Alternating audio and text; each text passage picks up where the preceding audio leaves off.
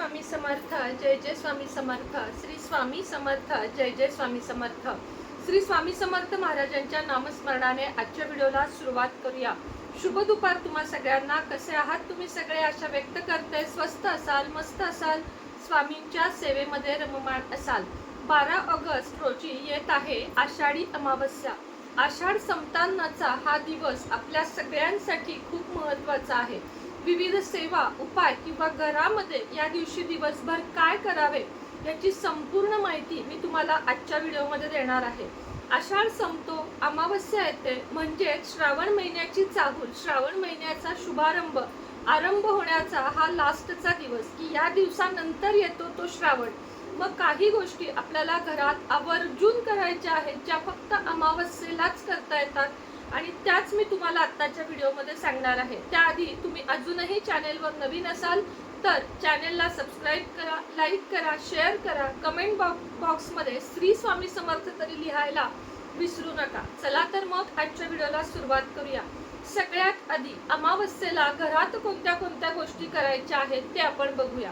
अमावस्येला सगळ्यात आधी सकाळी उठून शुचिर्भूत व्हावे. आता बऱ्याच जणांना प्रश्न पडतो की अमावस्येला केस धुवावेत का? तर आपल्या जुनी लोक जी होती, जी 60-70 वर्षापूर्वीची, 60 वर्षापूर्वीची, ती आपल्याला काय सांगतात की अमावस्या पौर्णिमेला डोकं धुवू नये. त्यामागं काय लॉजिक होतं किंवा नाही हे सायन्सली प्रूफ नाहीये. मात्र आपल्याला सगळ्यांना माहित आहे की पाण्याचा संबंध हा आपल्या शरीरामध्ये 70% आहे. म्हणजे आपल्या शरीरात 70% पाणी आहे आणि त्यामुळे समुद्रावर भरती, ओहोटी या दिवशीसाठी अमावस्या पौर्णिमा विशेष पाळले जातात.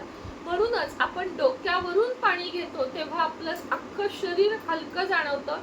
त्याचा काहीतरी त्या गोष्टीशी संबंध असेल की तो हलकेपणा येऊ नये किंवा कोणताही दुष्परिणाम शरीरावर होऊ नये म्हणून जुन्या बायका आपल्याला सांगत असत. आजी असेल, आपली आई असेल, आई पण नाही, आजी जास्त करून, की अमावस्या पौर्णिमेला डोकं धुवू नकोस. पण हा प्रत्येकाचा वैयक्तिक प्रश्न आहे. आता कित्येक महिलांचा समजा 11 तारखेला चौथा दिवस येत असेल किंवा तिसरा येत असेल तर त्यांना अमावस्येला डोकं धुण्याशिवाय पर्याय नाही. किंवा ज्यांनी मांसाहार केला या आठवड्यामध्ये आणि बरोबर 12 तारखेला त्यांना केस धुवायचे, अवश्य धुवा. आता माझ्यासारखी जी मी कधी मांसाहारही करत नाही आणि बाकी पण माझ्या आयुष्यात काही प्रश्न नाहीये, मग मी आदल्या दिवशीच म्हणजे 11 तारखेलाच डोक्यावरून स्नान करणार. मी जाणून बुजून कधीही अमावस्या, गुरुवार काही दिवस असतात ठराविक, त्या दिवशी मी डोक्यावरून पाणी घेत नाही. कारण हायजीन वगैरे सगळं मान्य आहे मला, पण आदलाही दिवस असतो हे सगळं करायला आणि दुसराही दिवस असतो, म्हणून मी हा दिवस शक्यतो पाळते. असं नाही की अगदी काटेकोट पाळते, पण शक्यतो पाळते.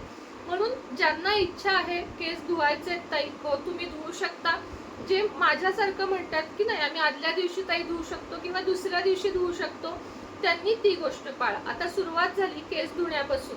हे झाल्यानंतर घरातली स्वच्छता आधीच म्हणजे आता आंघोळीच्या आधीच टॉयलेट, बाथरूम एकदम क्लीन करून घ्यायचे आहेत. बाथरूम आणि टॉयलेटमध्ये एक काचेच्या बाउलमध्ये तुरटीचा खडा ठेवायचा आहे.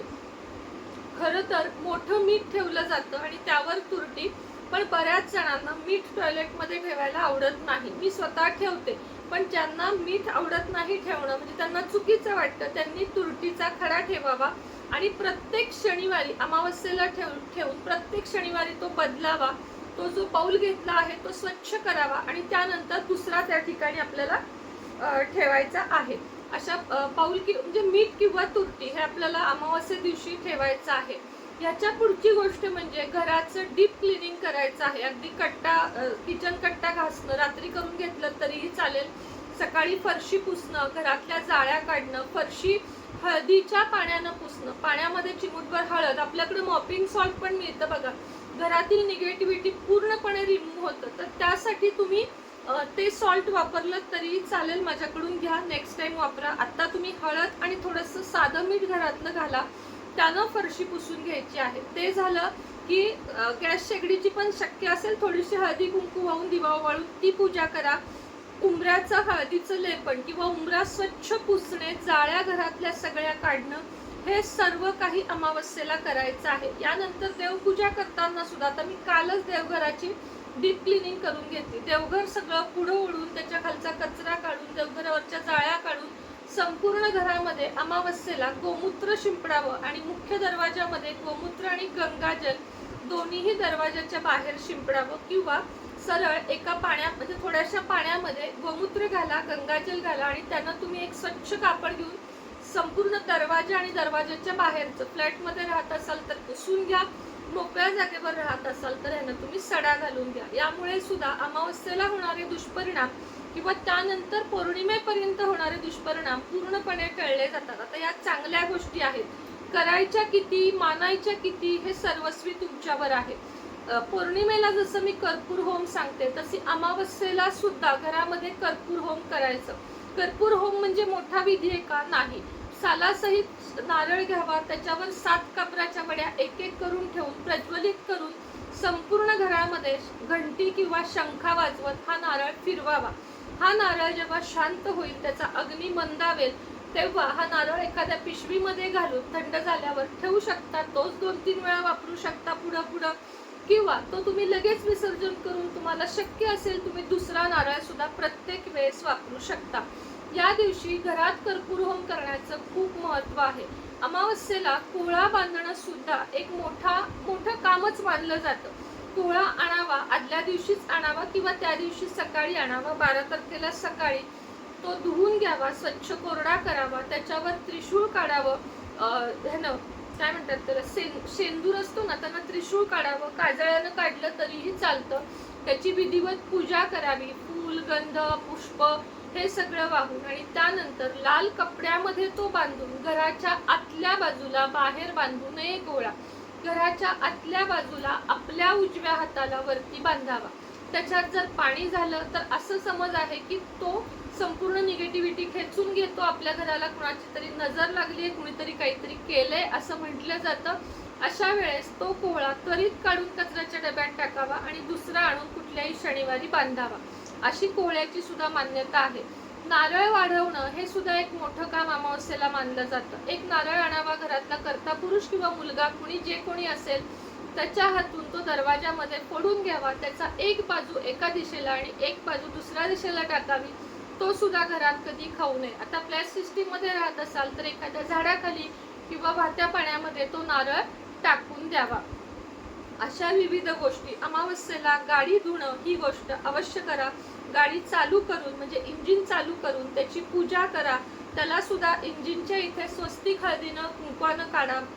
समोरच्या स्टेअरिंगला, टू व्हीलर असेल, सायकल असेल, अपघातापासून संरक्षण होण्यासाठी या गोष्टी केल्या जातात. बाकी यामागं लॉजिक असं खूप काही नाहीये की हे केलंच पाहिजे किंवा हे नाही केलं तरी चालेल, तुमची इच्छा. पण मी सांगण्याचं काम करते. आपले जे पूर्वज करत आले ते आपण केलं तर आपल्याला, मला वाटत नाही कुठलं नुकसान होईल. त्याच पद्धतीनं 5 हिरव्या मिरच्या, बिब्बा हे सुद्धा आणि लिंबू हे सुद्धा दरवाज्यावर बांधलं जातं. मी खरं सांगू, मी स्वतः बांधत नाही. मला म्हणजे मी नारळ वगैरे अखिलेशकडून वाढवून घेते, पण मला ते मिरची, लिंबू हे लटकलेलं नाही आवडत, त्यामुळे मी स्वतः ते नाही बांधत. म्हणून मी जास्त करून ते सजेस्ट करत नाही. हो, पण जुनी लोक का करायची हे मात्र मला माहितीये. कधीही रात्री अपरात्री जर एखाद्या घरातल्या व्यक्तीला सर्पदंश किंवा विंचूचा दंश झाला तर त्यातला बिब्बा आणि लिंबू हे उपयोगी पडायचं आणि म्हणून ती लोक बांधायची. हे त्याच्या मागचं सायंटिफिक रिझन आहे असं मला माहिती आहे, तेवढं मी सांगते. आणि बरोबर आहे, बिब्बा आणि लिंबू हे त्या गोष्टीमध्ये वापरलं जातं. सर्पदंश झाला, विंचू दंश झाला की ते बिब्बा वापरला जातो विष बाहेर काढण्यासाठी. आणि ते ऐन वेळेस कुठं सापडणार म्हणून दरवाजाच्या इथं ते असायचं. तर ही सगळी माहिती तुम्हाला कशी वाटली? अजून एक 2-3 उपाय घेऊन संध्याकाळच्या व्हिडिओमध्ये किंवा उद्या सकाळी भेटूया. तोपर्यंत तुम्हा सगळ्यांना श्री स्वामी समर्थ. ज्यांना अघोर लक्ष्मी सिद्धी मंत्र हवा आहे, कर्जमुक्ती, वशीकरण या सगळ्यासाठी, कोर्ट कचेरीतून मुक्ती, त्यांनी माझ्याशी संपर्क साधावा. मंत्र आणि सिद्ध केलेली माळ दोन्हीही तुमच्यापर्यंत पोहोचवण्यात येईल. जसा सिद्ध होतील तशा देईल. उशीर सुद्धा होऊ शकतो. श्री स्वामी समर्थ.